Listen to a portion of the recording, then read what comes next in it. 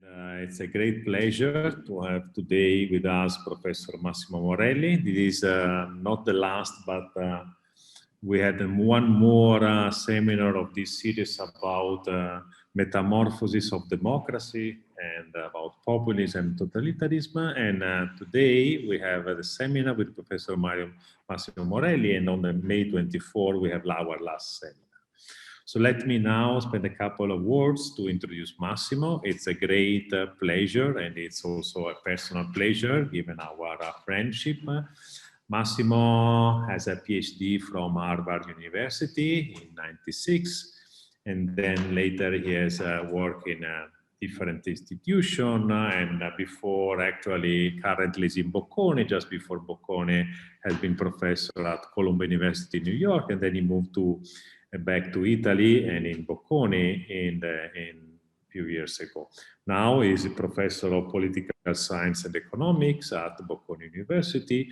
He's also director of a center of Pericles Centers. I will just tell you the acronyms, then Massimo will tell you about these research centers, about actually populism and institution and peace, but I let Massimo to describe his research center. He's fellow of the Econometric Society.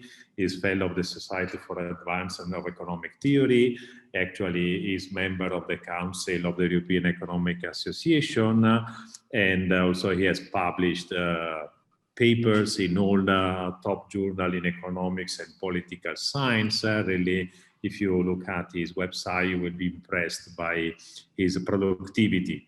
And also is an excellent speaker and a dear friend of mine. So now I have no more, I don't want to steal more time to Massimo, and it's a great pleasure to have him. And unfortunately, we cannot have Massimo in presence in Padua, but since we are always working together, so we hope to have very soon next year in Padua also. And now the floor is yours, Massimo. Thank you again. So sorry, just one last thing. As usual, that you know that is a webinar. So actually, during the presentation, Massimo has around 45 minutes around to present. But then there will be the possibility to ask a question directly to Massimo. So I will organize not only the chat, I will check the chat, but then I will invite all the audience to ask questions directly to Massimo at the end of his presentation. And that's really all. Thanks a lot for your super kind introduction, Antonio. The chat will be useful if you, Antonio, keep track of the questions that you deem most important in whatever order, because I will try not to look at the chat while I'm speaking. Because maybe some of you will know, but since I'm blind, then when I rely on the headphones, and so if I follow the chat as much as the following what the screen, the computer reads to me while I'm presenting, then I make a mess. So don't be offended if I don't check the chat. In fact, I encourage questions. And then, but I let Antonio be the benevolent dictator on which questions to allow at the end first. Since Antonio mentioned this new research unit, Pericles, which is on the political economy of reforms, Antonio will happily forward to all of you that who are interested the invitation to register for one event, so that you know what we do. This event is on Friday, and it is on reconciliation after conflict. So it could be a general audience interesting event with two external speakers of prominence in the field. All right, let me start. Okay, so the questions related to the topic of populism, which is one of the phenomena that perhaps most characterizes the metamorphosis of democracies Western democracies in the last few years, the questions could be divided as follows. So first of all, one would like to understand in general, why now and why not necessarily in the same strength before? What is specific about this phase of the development of liberal democracies that made it possible to have such a spread of populism? Of course, another related question is, which is also going to relate to the definition of populism we'll talk about in the next slide, is, what constituted the main causes of this populism wave on the economic and cultural transformation side. And so in a sense, you can think of those changes on the economic and cultural side as changes that we could describe as happening on the demand side of the political market, right? At the same time, there are questions related to the supply side of the political market, because even if one could perfectly understand why there is a demand by voters and agents in general of some different type of policies with respect to what's usually offered by traditional parties in Western democracies, the question is why did we need to have new parties? Why and what exactly did the new parties and the old parties that transformed themselves actually do on the supply side of the political market? And so this framing of demand and supply, I will often use it. There is a CPR discussion paper in 2017 where we use this terminology, demand and supply, actually even in the title of the working paper. Now, for various reasons, we no longer think that it's a good idea to do that, but in any case, for the talk, it's useful. The other questions relate to the other big words that we hear many times as vaguely related to populism, and I will try to show you in which way we can go much beyond the vagueness. Namely, globalization. What's the role of globalization? What's the role of immigration threats and other things that happen basically externally, that come to us from outside, and how do they interact with our own institutions? Because clearly different countries with different institutions may suffer differently from the external changes and may have therefore a different propensity to the development of populist phenomena. So obviously one question that people immediately ask when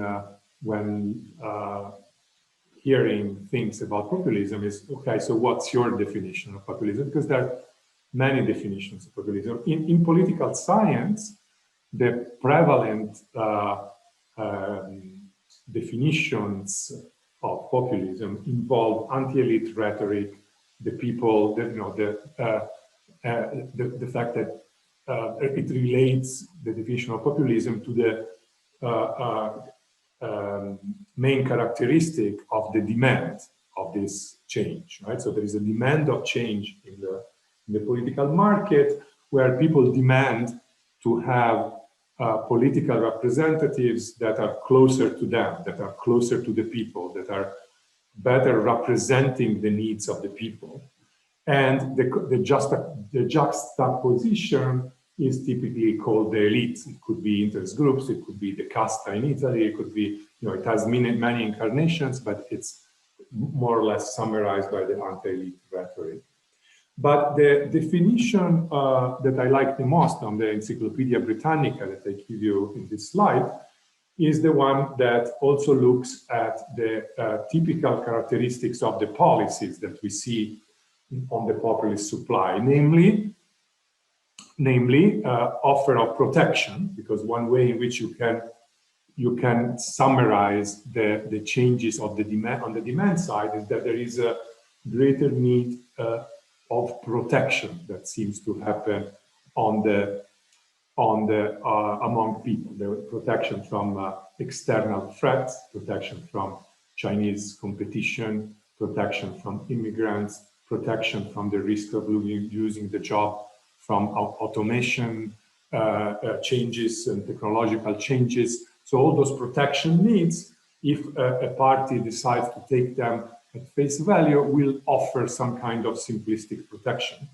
And typically, when there is a perceived strong need of protection, the party that decides to supply that protection will kind of want to avoid the discussion about the feasibility of really offering such a protection, right? So if you think about, for the Italian case, the citizenship income or quota 100, etc., that they are simplified in the way in which they are offered, and dwelling on whether they will be really feasible or not in the long term is something that the populist doesn't want to do, and wants to say that those who believe that such policies are not possible are simply captured by the elite. Okay, so that's kind of the structure, therefore, that you should think about, namely the definition of the Encyclopedia Britannica that says, yes, populism, that you can simplify the meaning of populism by saying that it has to include a sort of anti-elite rhetoric by the populist, together with some offer of protection that neglects the future cost of such an immediate protection. Okay? Now, to see why the populism phenomenon described in this way happened in Western Europe, remember I started with the question of why now and why here, I want to offer you the following sequential argument, okay? So think about the globalization, automation, etc., as external phenomena that created a smooth transition, right? So because obviously globalization is not a new thing, and it's a progressive, it's a continuous change, right? It's not like that.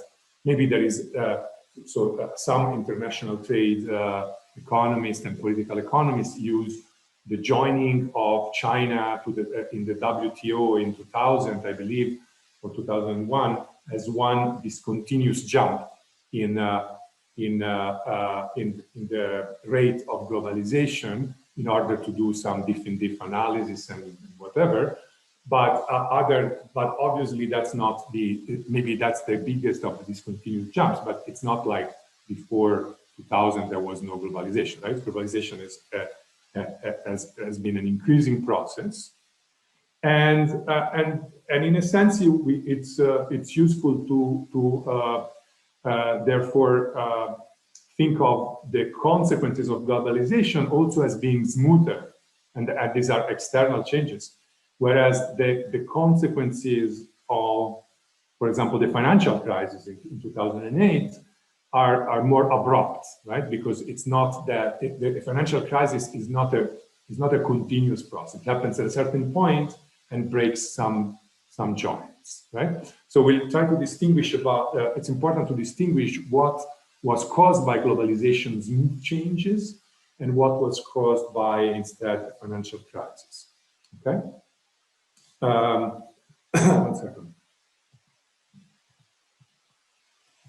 Yeah, so important things about this smooth process of changes that started therefore much before 2008 is that already before 2008, if you compare, let's say, even the beginning of the Eurozone period, the 2000, 2001, 2002, when economically we were still in a good situation, so to speak, in terms of growth in many countries. But already at that time, we were, of course, more worried about the state's ability to respond to potential shocks, and about the markets not being necessarily a panacea, even on the right of the political spectrum, and about inequality. So these three things that I emphasize in this slide, they're not concerns that emerged in 2009. These were concerns that were already there before.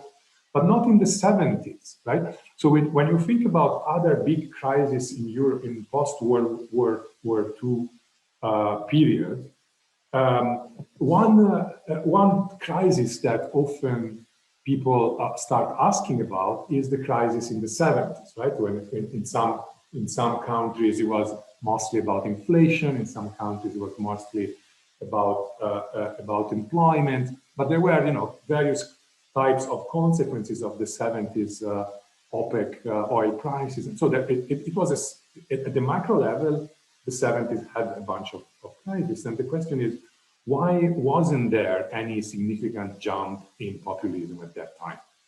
And the reason is that on these three dimensions, you know, states, market, and inequality, there was still some space, right? So the debt GDP ratio in many countries was still, you know, was half what it is today.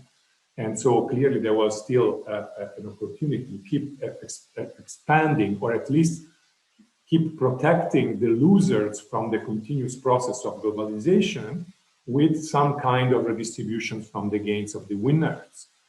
And in any case, the welfare prospects, especially in Europe, were expanding, right? So many people who study political science would say, hey, liberal democracy has two pillars, the markets and the government, right? So you want the pillar of free enterprise and you know, making people free to choose and free to operate on the market, but you also want the welfare pillar. You want the state to be able to compensate the losers, provide, especially in Europe, many more public services than people would agree in the US, with health and education and so on. So not just redistribution in terms of taxation, but the redistribution in kind. Okay? So all that welfare expansion actually kept going on in Italy and other European countries, also in the 80s and the 90s. Of course, the debt ratio, the debt over GDP ratio kept increasing. So, you know, economically, the feasibility of continuing the expansion of the welfare state was already put in question in many circumstances.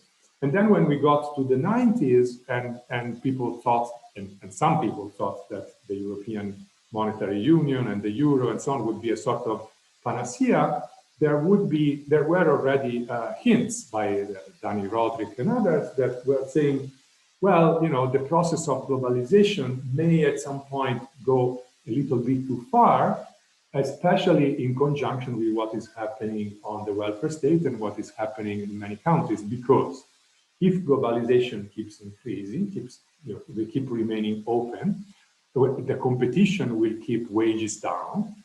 When you keep the wages down because the countries in Asia, etc., are able to produce at much lower cost of labor, then what happens is that inequality is going to keep increasing, right? In a world that keeps growing, when you keep the wages down to the minimum, then inequality is going to increase. So the third of these things that I mentioned, the inequality effect, could further increase.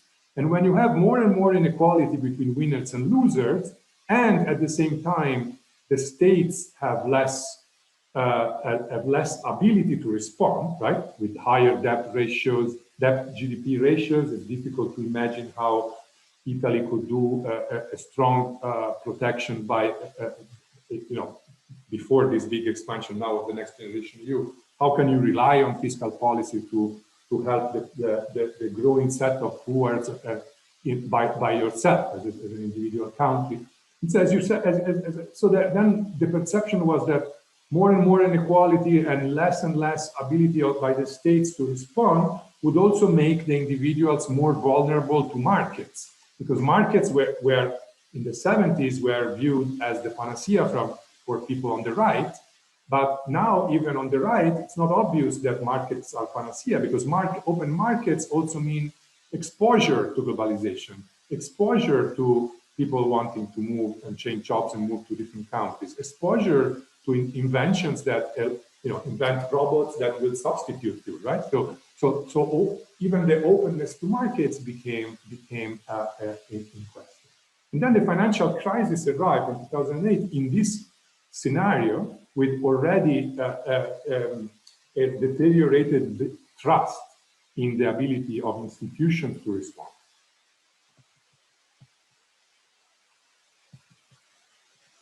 Okay, so sequential argument, I was saying. So I dwelt a lot on these three different things that were happening already in the early 2000s because of the globalization, etc.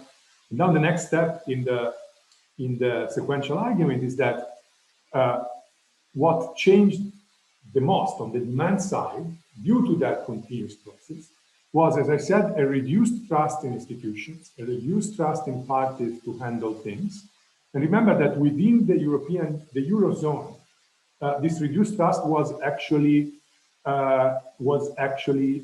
rationalizable, because each government, let's say the Italian government as an example, within the Eurozone, where you have the European Central Bank, but you don't have political and fiscal union, it is rational to believe that your government cannot do much for you. Because at the monetary level, you cannot use inflation, you cannot use printing money to sustain a policy, and because that is centralized. And in terms of fiscal policy, you cannot do much, because with the debt GDP ratio that we had, we were on monitoring from day one. And so the austerity measures were already part of the fiscal compact, and so on and so forth. I don't want to go into too much detail, but you know the story. So the space for the state, for each individual state to actually do anything was extremely limited. So this drop in trust was quite rationalizable. And of course, the trust in parties also fell for many reasons, including, of course, the corruption scandals and so on. And so this actually reduced turnout. So the participation of people in politics dropped significantly, especially in some countries. And so overall, you have this reduction in trust and reduction in turnout. So this created an empty space where new entrants could come and fish into this new pool. And that's so basically you can think of the populist entrants as, again, rational players who decide to exploit the fact that there is a pool of people that are unsatisfied and not trust the current system, and are not particularly excited by the political life in their own countries, and come in and fish into this pool. In order to fish into this pool, you have to clearly play on the propose things that are demanded by the people who are in this pool. Okay? So therefore, the mobilization of this illusion was, in a sense, one of the first keywords that I would have used when first thinking about the sequential argument.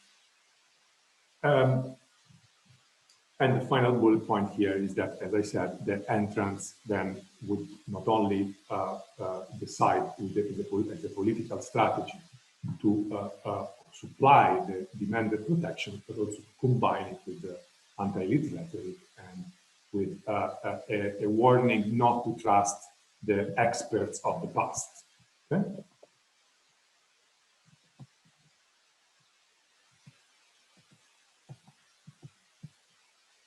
Okay, so I mentioned the sequential argument, but in this sequential argument, I ask you to believe me for a second that the globalization effects and the financial crisis could actually be disentangled, okay? And one could also disentangle the role of institutions. And this is where, of course, research gets complicated, because identifying different effects is obviously one of the difficult jobs for social scientists. So let me tell you how I think one should think about this. So on globalization, one result that we have in the paper with the Guizo, Herrera, Morelli, and Sonno published on economic policy in 2019, that you can find on my website, is that when one looks at the data about the globalization, the impact of the globalization shock that I mentioned, the China, WTO, etc. In the Eurozone, as opposed, compared with the rest of the countries in Europe, but not in the Eurozone, one finds a striking result. That is that what people consider the most important factor driving to populist voting, namely globalization, actually only had an effect within the Eurozone. And the reason is that within the Eurozone, people, again, didn't think that their governments were going to be able to react to the shock because of austerity measures and because of the concentrated monetary policy, because of the absent leeway for individual governments to operate on fiscal dimension. And then when instead the financial crisis came in 2008, we can see in the data that it is at that point that you can see a huge change in the supply also of populism. So you had an actual exit of traditional old parties that were no longer able to sustain the electoral competition. You had entry of new populist parties on left and right, and you had transformation of the parties that kept staying in on the political manifestos. You can see both descriptively and different types of analysis that they changed more or less around that time. Okay, so it seems that the real juncture is 2008, and so we wanted to understand why. And what we find in the data, and this is a new paper, so you won't find it; it's work in progress. What we find is that 2008 changed the pattern significantly, because until 2008, the discontent was mostly in the manufacturing industry. That was the one most subject to globalization shocks and to immigration shocks and to automation shocks, right? So those changes that I mentioned before were mostly affecting the manufacturing sector. But the financial crisis actually affected a larger set of people and in different ways. Looking at the EU SILK dataset, which has all the jobs-to-jobs data in Europe and so on, one can see that in fact the characteristic of the people who changed attitude the most in that period were people who would have liked, given their occupation, typically middle-class people, to use the credit market as before. For example, borrowing to buy a house, or borrowing to enlarge their small business, or to start a new business, etc., and couldn't do it. And the financial crisis clearly acts on that margin, and so it created an enormous difficulty for middle class and lower middle class to maintain the same level of dreams and social mobility dreams that they were holding before. So therefore now we added to the picture a bunch of new sets of people that were not included in the discontent before, okay? And that's why in many countries people argued, well, it's not exactly the people at the bottom of the income distribution that turn populist. You also have these people in the middle, yes. And so in this new work, we are fully characterizing that. We created so I don't have time to get into details, but for those who will be interested in this particular aspect, in a month or so, I'll be able to provide a graph.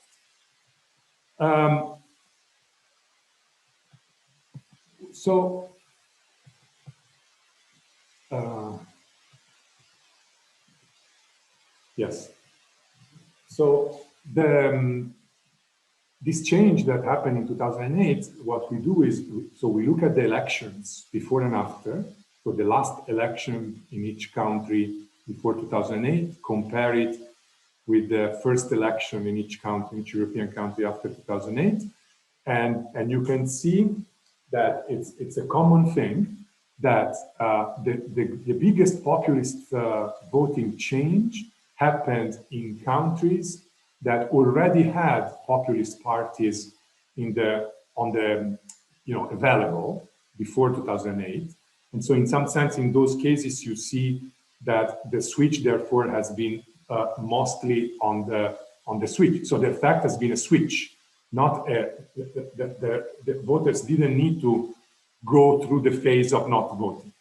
Okay, so whenever a populist party was already there, people simply switched from another party to a populist party. Whereas in countries where at least on one of the two sides, left or right, and typically that was left, a populist party before 2008 did not exist, then you had these two phases. You had first the drop in turnout, and then turnout came back after the populist parties entered the political spectrum. So think about, you know, five-star movement started after the Vaffa Day, etc., which is far beyond 2008. So the point is that you can fully trace these dynamics, and you can also see that even though populist supply is mostly on the right, so in many European countries, the populist parties are mostly on the right, but actually in that transition of 2008, most of the action is actually on the left. Why? Because some of the populist parties on the right were already existing before 2008. So for the right-wing voters, it was just a matter of switching to some party that was more radical, more towards radical right. Whereas on the left, there had to be a creation of movements like Podemos and in Greece and in Italy. And so it took time to, and moreover, the transition had to go through an initial phase of no turnout. So the transition there is a lot of movement on the left, even though in absolute terms, then you see as a result more populist voting these days on the right. Okay?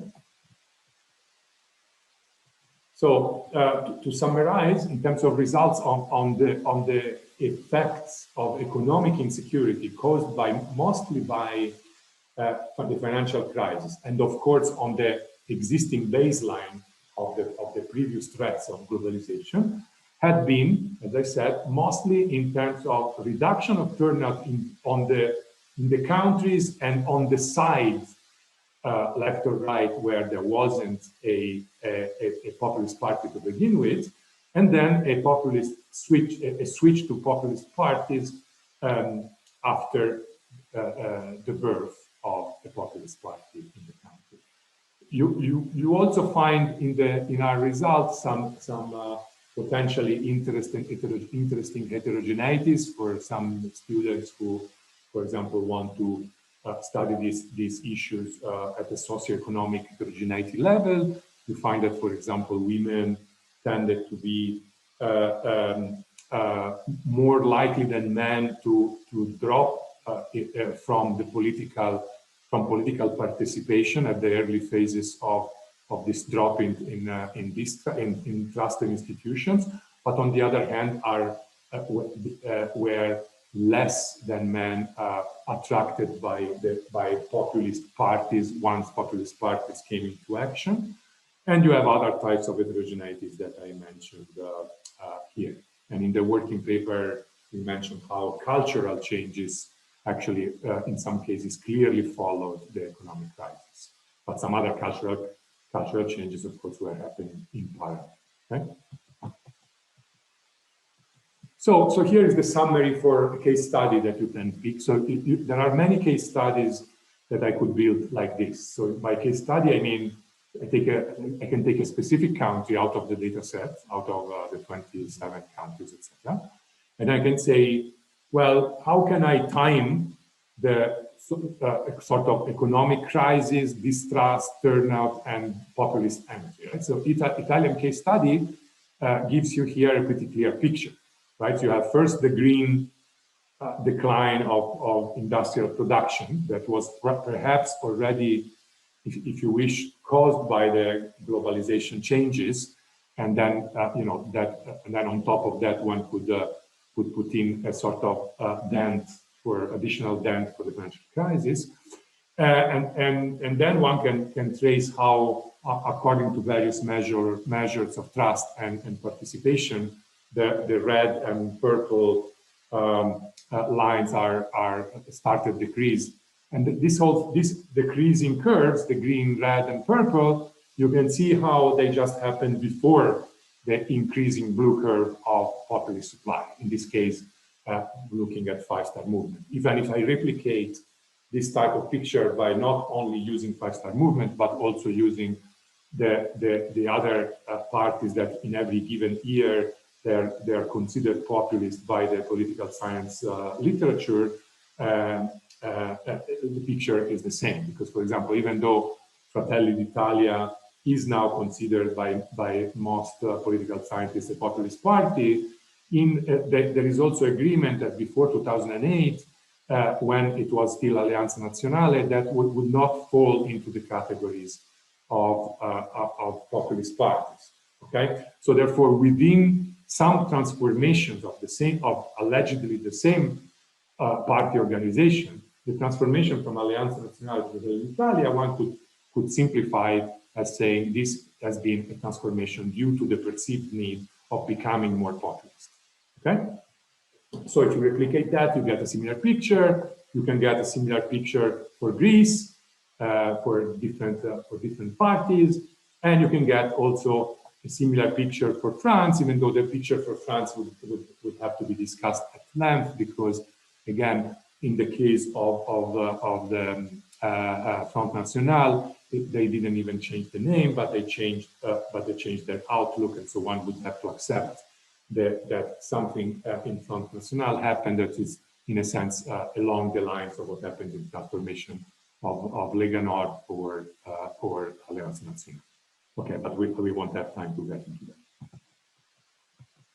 So far, what have I told you? I told you that this phenomenon, one needs to start looking at it from the point of view of what happened on the demand side, and looking at how the different types of crises change the trust and the willingness to participate of the voters, and then only after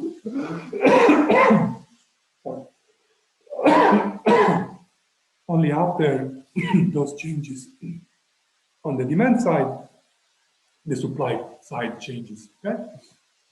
Now, what we can document on the supply side is, first of all, we can check on multiple data sets, and one is this Chapel Hill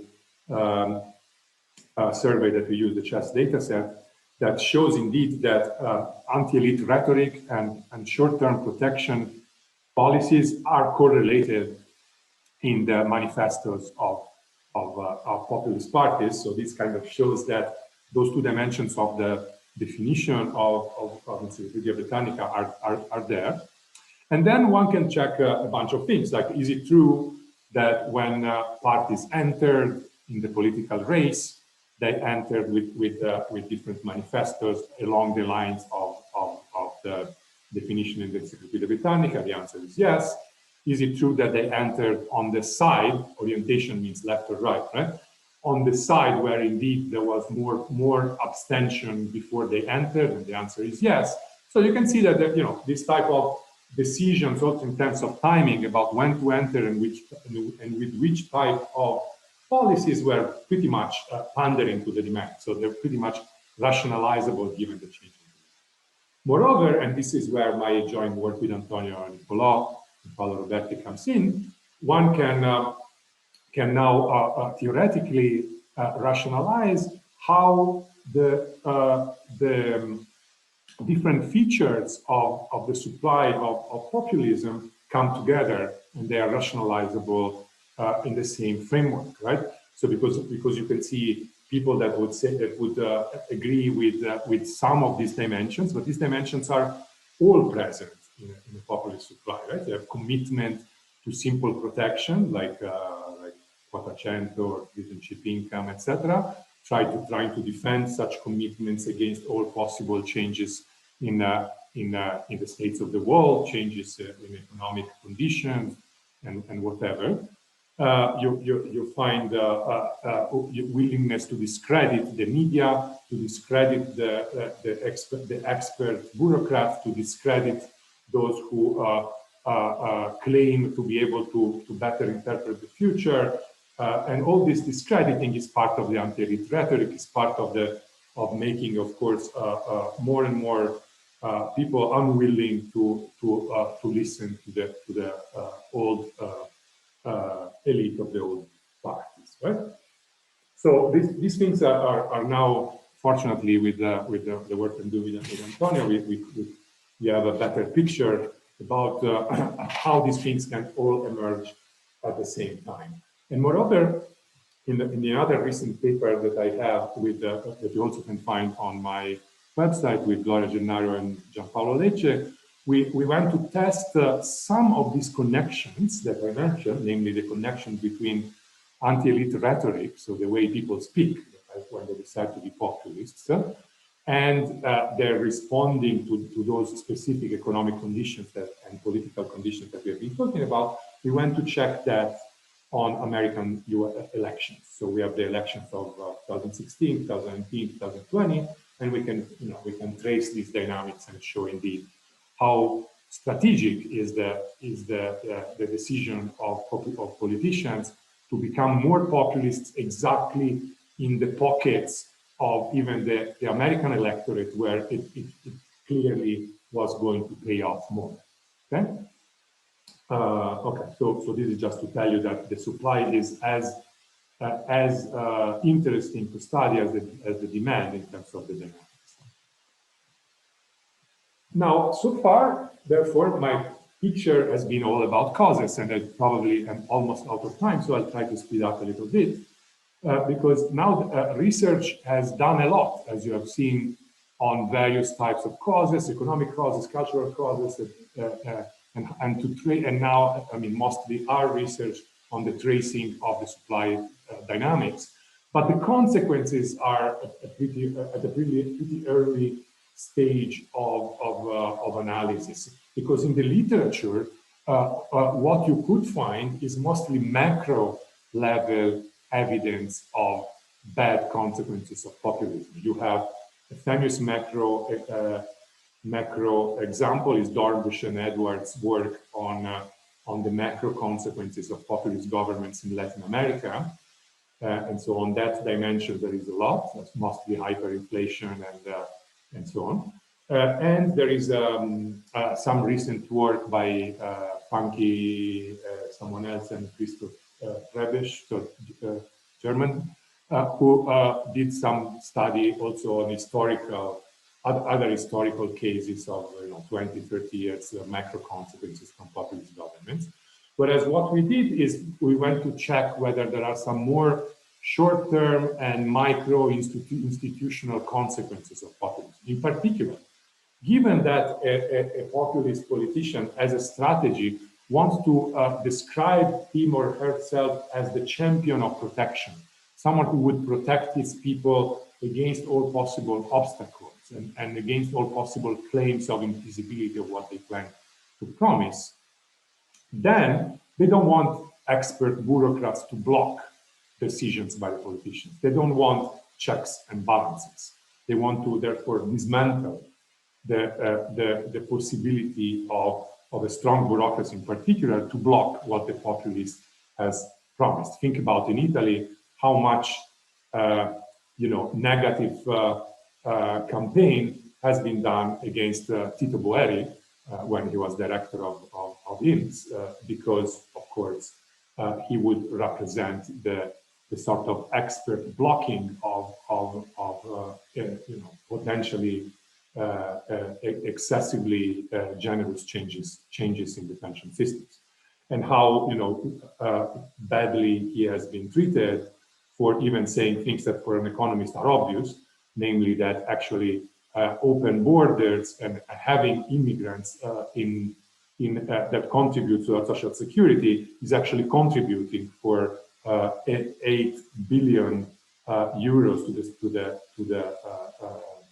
as we speak, to the sustainability of pensions for Italian pensioners. So Italian pensioners should be the first ones to be to receive the explanation that for them closing to the work of immigrants is a bad idea from an economic point of view. Then of course people are free to hold positions closure based on other cultural views that one may like or dislike.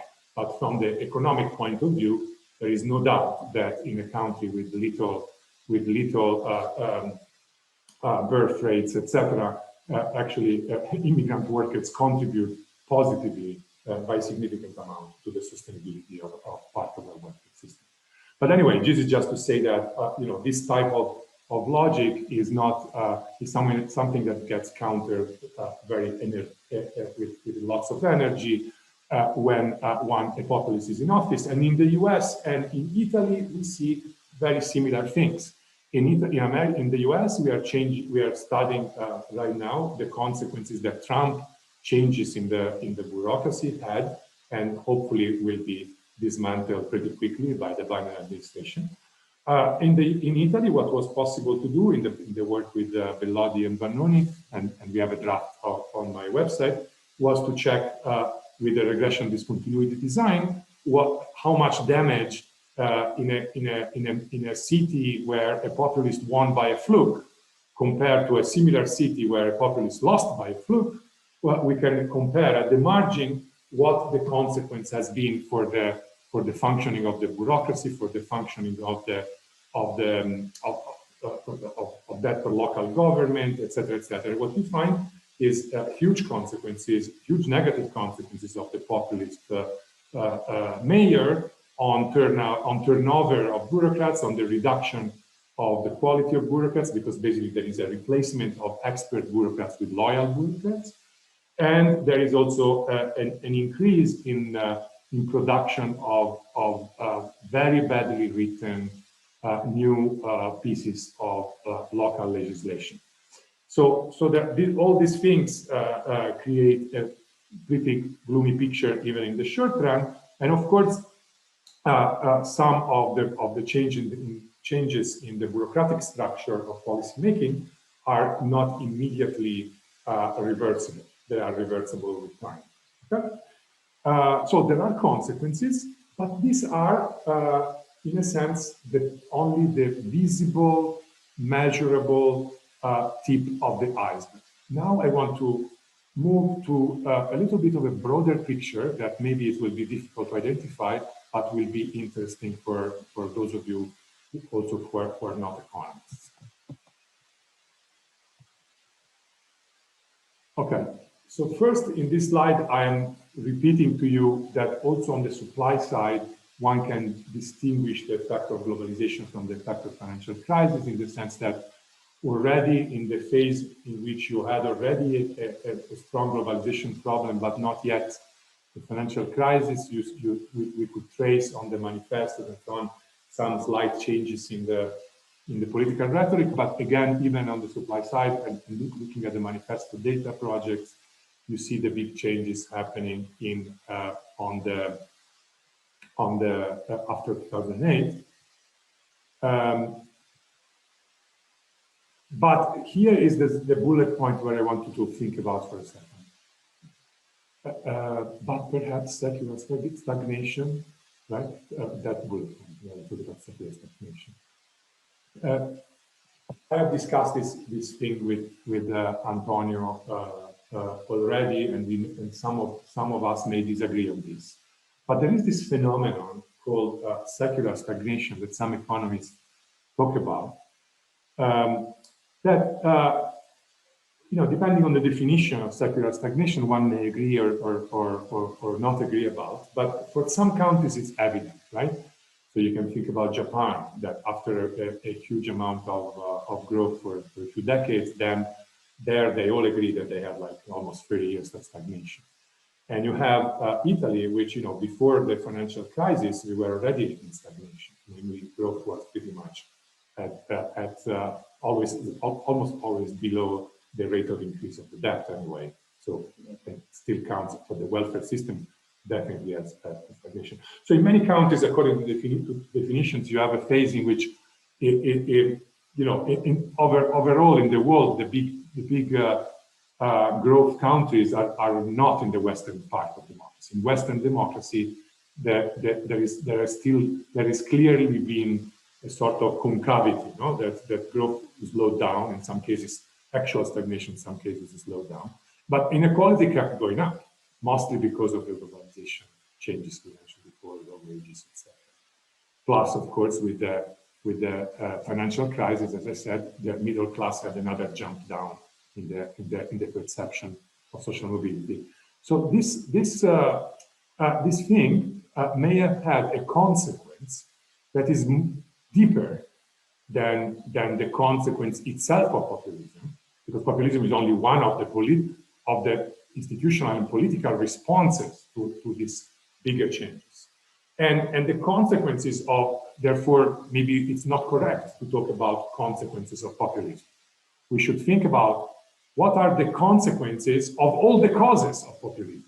What are the consequences of the structure that is deteriorating of our liberal democracies? And the consequences that are perhaps the most interesting are those on the people themselves. So here is Adam Smith's intuition. And this is one thing I've been involved with Roberto Censola in Pesaro for a year or so of work. So Adam Smith is famous for mostly the first type of virtuous circle that I talk about in this slide, right? So most people who have done at least one course in economics will know this kind of simple description of Adam Smith thinking. Division of labor implies more possibilities of growth, and moreover, you know, the fact that you can trust that the butcher will give you the best meat just because of his or her self-interest to give you the best possible meat, so that you can keep going to the same butcher shop to buy your meat. So this idea that we didn't need so much, you know, additional moral values to make the economy work, because just by trusting that the invisible hand will keep together all the self-interest motivation of the individuals, people will keep working well, etc. And on the moral side, both in the moral sentiments and in that part of the Wealth of Nations that talks about moral values, Adam Smith emphasizes that in this virtuous circle, basically individual ingenuity, frugality, prudence, as I will mention in the next slide, were the moral values that would sustain, the sort of liberal values that would sustain the good functioning of commercial society. But what people do not know, even in those who claim to have read Adam Smith, and myself included, because this is due to my co-author Roberto Censola on this, who made me read this part. The very last part of the Wealth of Nations, and in a great part of the theory of moral sentiments, Adam Smith has also a less famous worry about the vicious potential circle that could emerge at more advanced levels of capitalism, when division of labor becomes too much, and to the point of people being easily replaceable by robots, if you wish. So we are kind of feel that we are there, no? A huge division of labor. Then basically middle class kind of disappeared. So those people who were kind of counting on their entrepreneurship, etc., kind of disappeared. So there is a hollowing of the middle class, and this excessive division of labor, of course, brings together that kind of growing inequality that I talked about for the globalization phenomenon alone, right? So huge increase in inequality, and of course a reduction of faith in the fact that the invisible hand of the market will solve all problems. So you are basically going back to that triplet I discussed at the beginning of when I was talking about the three things that maybe were already starting to happen before the financial crisis: the reduction in the state's ability, the perception that the state would have, and of course in Adam Smith you don't find much about the state, but together with that, the reduction in the faith that the markets would self-regulate well, and the increased worry about inequality, right? So therefore the possibility of this vicious circle was already done in Adam Smith. And when you go to what Adam Smith was saying about morality, this gets emphasized even more, because again, as a description of how the virtuous circle hinges on the morality of people, what you find is of course the emphasis on the liberal virtues, which of course are not all the virtues that we would like to discuss in a sort of broad discussion on morality, but in terms of what are the moral values that made the commercial society of Adam Smith work well, those were ingenuity, frugality, prudence. And what are they? Well, basically people think about people in the middle class, which were the main concern of Adam Smith. They're thinking, well, there is a little bit of inequality, but if I work hard, if I show my ability to the market, this will be rewarded. So in a sense, a smooth type of inequality was perfectly consistent with this, but you needed a middle class with the view that of the American dream, right? Of the view that they can make it by hard work, etc. And that they're not too worried. Okay? But when inequality increases and the middle class becomes poorer and poorer, and globalization pushes more and more professions to have a sort of price of their activities determined by the global market, this problem changes, and you go to what Adam Smith himself talked about, the problem of alienation.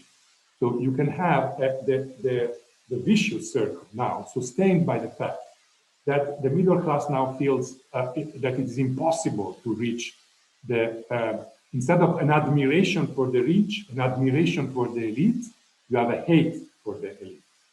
And the poorest of society are those that are knocking at the door, including of course the immigrants and the refugees, etc. And those are becoming threatening because the middle class is closer to them.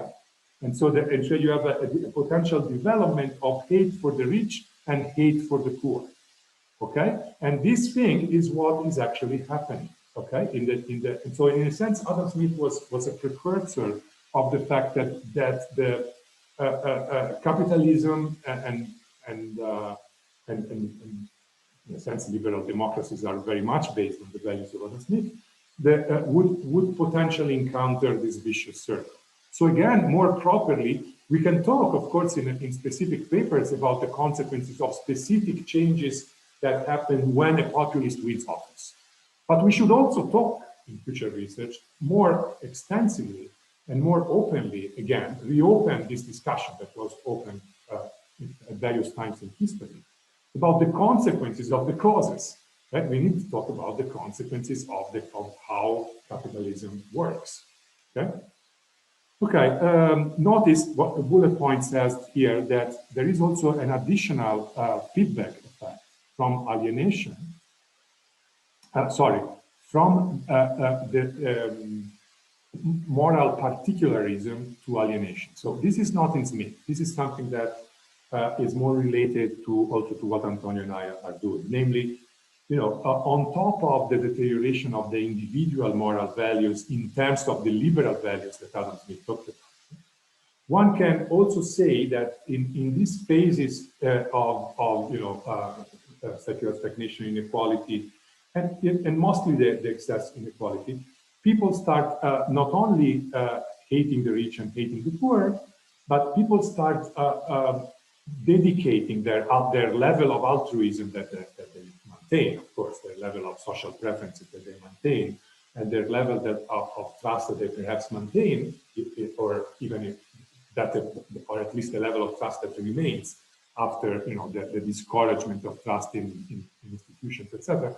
So even the altruism and trust that remains gets shifted from universal altruism and universal trust to particularistic altruism or particularistic trust.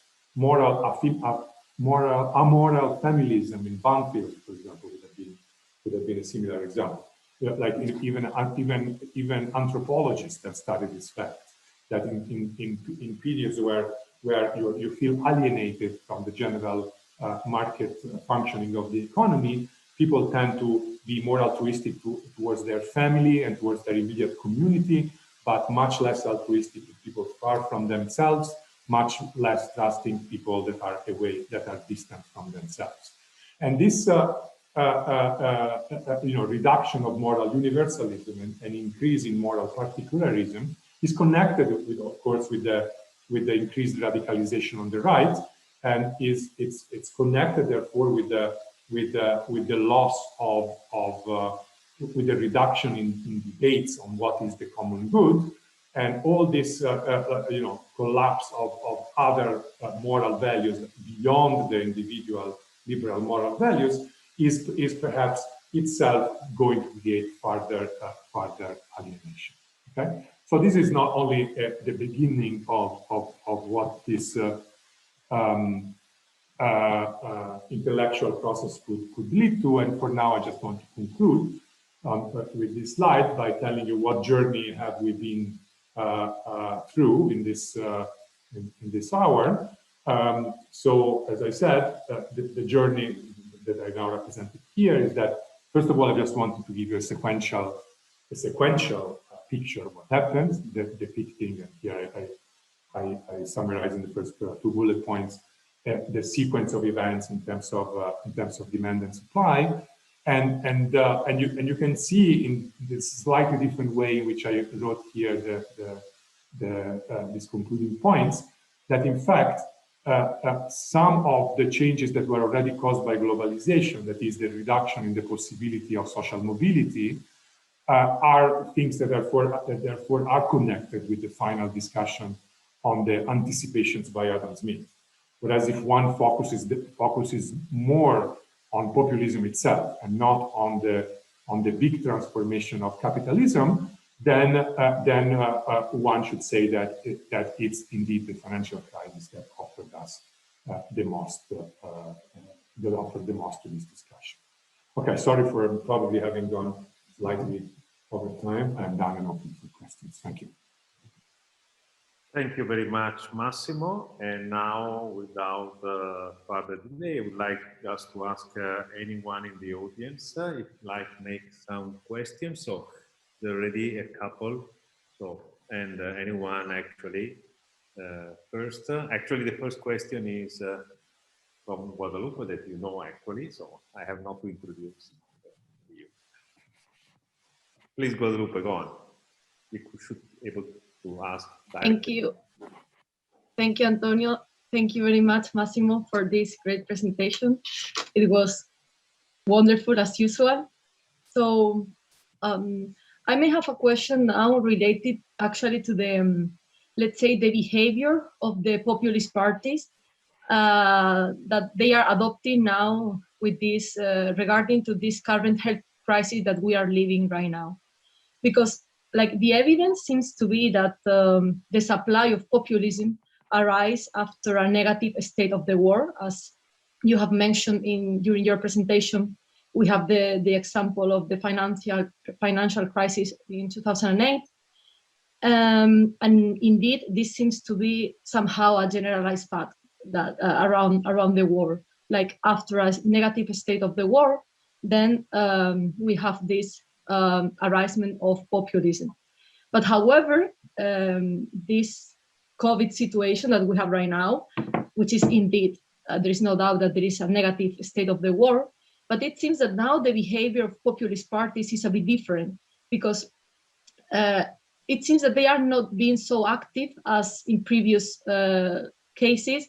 Like now they are not like very, they are not defending policies, they are not exactly saying what we should do, but instead they are even getting some step back and allowing that governments composed by experts are the one making the decisions. So I was just wondering whether you may have some intuition about why this change in behavior. Thank you. Yes, very, very, very good question, very important. So far in my research, I have only briefly touched upon the question that you mentioned. One in a Vox EU leading commentary last year. So even before Boris Johnson changed his behavior. So I could perfectly anticipate when Johnson would have done it, but no, I'm kidding. And then I have an article on the COVID-19, in particular on PEPS, political, what is peace economics and peace science, last year as well. But your question is broader than the two things that I already mentioned briefly in some more small articles. And it has to do, I think, with this issue of moral universalism that also Antonio and I are working in the following way.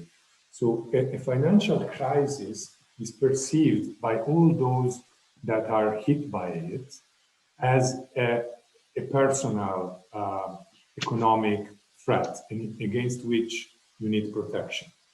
And the fear of potentially, a Chinese corporation stealing the jobs from the business you are working with and so on. It's also kind of a threat to your local world, so it's to your particularistic interests. Whereas, in a sense, COVID-19 is a very different crisis, because even those who are less universalist among us, in any case, would agree that it's so obvious that COVID-19 is a global problem. It's the most obvious of all type of example that one could think about. That clearly this is a global problem. And moreover, even our own particularistic interests are perhaps best served if we address pandemics as a global problem, right? And so therefore, in terms of first of all, what it does to my moral values, if anything, even without looking at the populist supply, it's clear that this is of a completely different nature. And if our brains work in a sort of, as the neuroscientists tell us, in a sort of rational inattention type modality, maybe that there is only a few things that our brain can handle at the same time. Clearly, the pandemics replaced some of the previous things that our brain was focusing on. And so the fact that in most people's brains the global problem is now taking space could be by itself a shock, a big enough shock that would convince even a populist party that perhaps the marginal supporter of a populist party now would want some handling of the pandemics. Okay, but still, an interesting response to your question could also be by looking at Trump versus Biden. Right, when in the campaign Trump versus Biden, when the pandemics arrived, the electoral campaign was already on, and Trump decided to maintain the sort of risky strategy of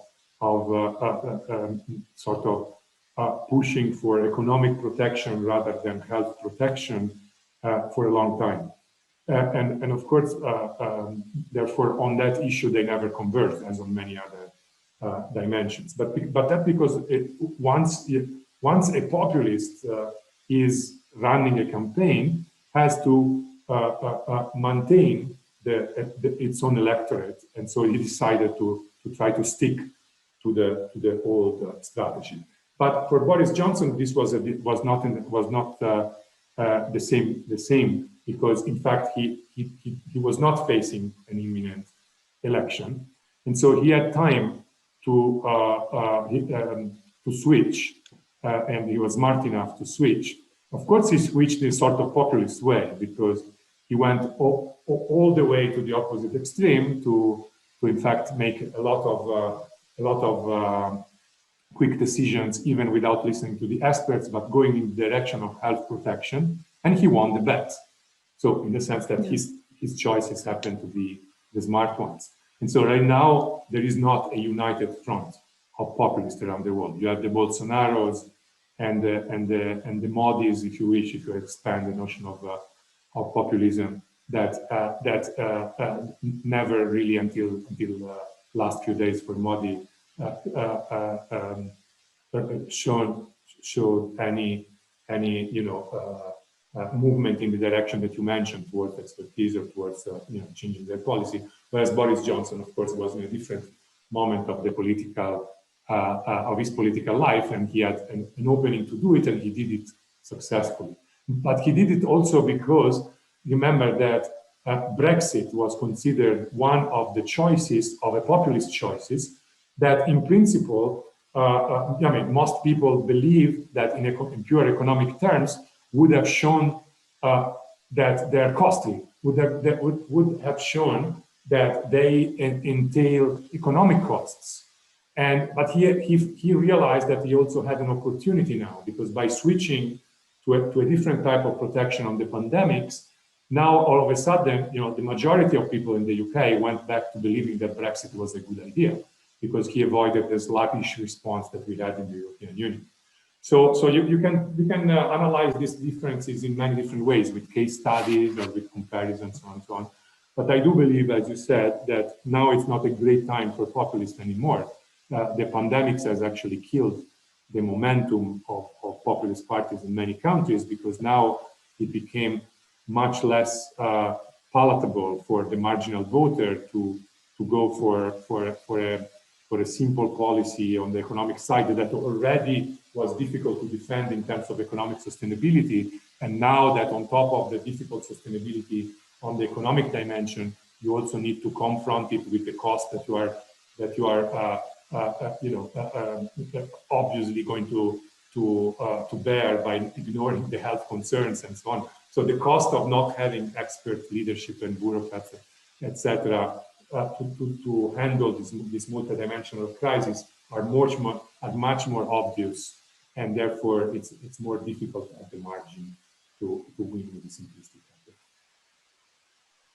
Yeah, definitely. Thank you very much, Massimo. For sure, even if it is a negative state of the world, we cannot compare with previous one, because the nature is totally different and the perception of citizens too. So yeah, definitely. Thank you very much. Okay, so there is time perhaps for a very last question, with a short question. Orestes, please go ahead.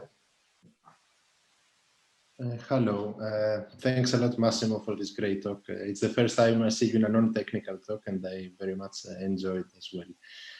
Quick question. Regarding the metamorphosis of parties, of populist parties once in power, from your paper in Italy, where you use the regression discontinuity and you focus and you explained as results on administration, bureaucrats, and so on, could we say something more about policies? Is there any policy outcomes that you can see, and tell us if these parties look very different in terms of policy implementation? Thank you very, very much. For that Italian municipality analysis, we did not look in detail about changes in policies. We were focusing mostly on, as you noticed, on the bureaucracy, because we were kind of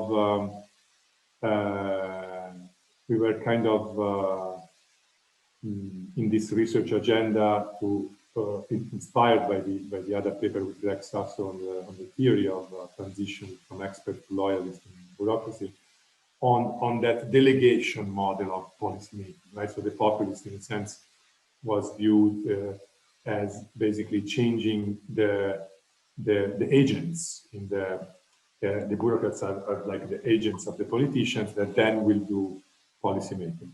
But we were taking it as given that the populist will try to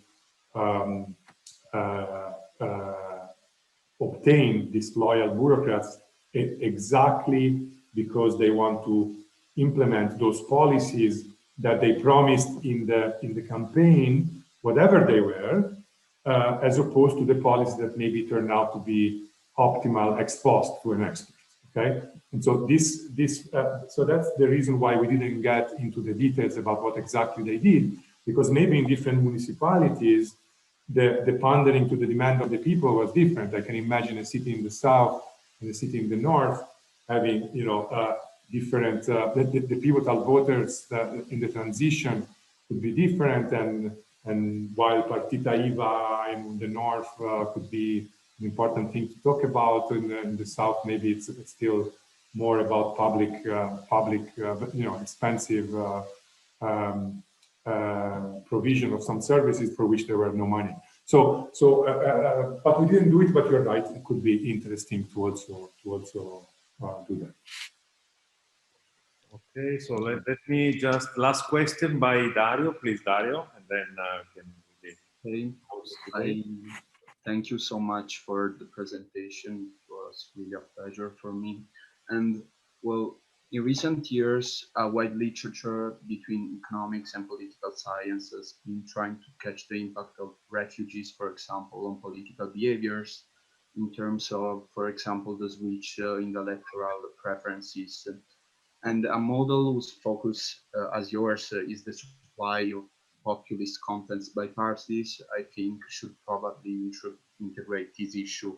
And what I would like to ask is if you have included in the model the mediation carried out by parties, the representation of refugees in the electorate's mind, and in particular, if you think it would be possible to define the boundary of this mediation. Well, it is because I suppose it's not so easy to disentangle the electoral outcomes in terms of the reasons that drive the decision to vote a certain party rather than another. Thank you so much. Yes, so it's a good question. I have a paper on this. It's the political economy of open borders with Margherita Negri and Matteo Gamalerio. And in what we do in this paper is we show indeed how the electoral systems indeed affect the policy making on issues like creation of SPRAR centers in Italy, and more generally on openness of immigration policies. And they're obviously related to this discussion about populism. And just to tell you what we find, the main result is that in a country that we call with sufficient plurality system, that is, in a country where, in principle, think about the UK, right? So in the UK, in principle, for every single seat that a member of parliament gains, it's elected with plurality rules. So in principle, you can have one party that gets 35% of the votes in each district and gets the absolute majority of seats in the parliament and makes decisions. Right? So in those countries, and of course you have a continuum, but in the countries that get close to that system, so typically UK, US, Canada, Australia, and even for various reasons that I can dwell later if you want, on even Hungary and other countries. In that system, it's much more likely to have closed borders and much more difficult to have an open immigration policy or open refugee policy. Whereas in countries with what I call necessary majority system, that is, like proportional representation, pure proportional representation systems where you need the ex post coalition formation when you form the government to maintain a representation of the majority of people voters. Or in similar necessary majority systems in terms of outcome, but completely different in terms of electoral systems, like dual ballot systems. So where, okay, you have a majoritarian system apparently, but not with plurality, with majority. So you have a second round, right? So both dual ballot systems and PR are such that at the end, the policy making represents more closely the absolute majority of what people want, rather than the plurality of preferences. And what happens in that is that when you do that, so when you are in a country where the absolute majority is needed, it happens more and more. It happens very frequently that the pivotal class is what I call the outclass, namely the pensioners and the inactive, the students, and so on, and that are not yet actively searching for a job. And you can see empirically that the outclass is the most likely class, is the class that has preferences for immigration and the opening of sprout centers in Italy, but more generally in Europe, that are in the middle between the working class, which is typically the most against, and the managerial class that instead usually the one most in favor of open borders. And so whenever it's the outclass that is more likely to be pivotal, it's more likely that they will open sprout centers, etc., and we document that. Now, the connection with populism, of course, is that once a dimension like immigration becomes salient, or one of the most salient, first of all, of course, those who decide to be populist in their populist supply, they will always try to make it as salient as possible, as of course Salvini keeps doing. But on top of that, of course, for the politician, he will keep emphasizing the cultural threats more than the economic threats, because, as I said, in terms of economic threats, it's not at all clear that there is such a threat, and the pensioners should actually, if they understand what Tito tells them, should actually think that it's a good thing, and therefore, this preference of the middle, of the outclass, those in the middle, for openness should be there, and so it's not surprising, therefore, that since this median class that could actually make the overall majority be in favor of open borders, to convince them not to be active politically in this direction, that's why you saw so much energy against Tito Boeri and so that I mentioned before. Right? So it's perfectly consistent. As soon as immigration becomes the dimension of policy on which there is a lot of salient debates, then those who have decided to run a populist campaign, they will act a lot on the pension side, right? So being since Orestes was asking about policies, it's not a surprise to me at all that Salvini became, on these dimensions, a bit more concerned with welfare policies than he was, or than his predecessors were in the Northern League before 2008. Precisely because doing quota 100 or being against Tito Boeri, etc., is precisely to subtract some potential strength on the economic front on the parties that on the economic dimension and on the expert dimension would forcefully argue for open borders. Massimo, thank you very much. I thanks to the audience. It was a great journey on populism, and again, thanks to all, and hoping to see you very soon. Actually, I'm sure. Thank you again. Thank you very much. Bye. Bye. Have a nice day. Bye. Thank you. Thank you.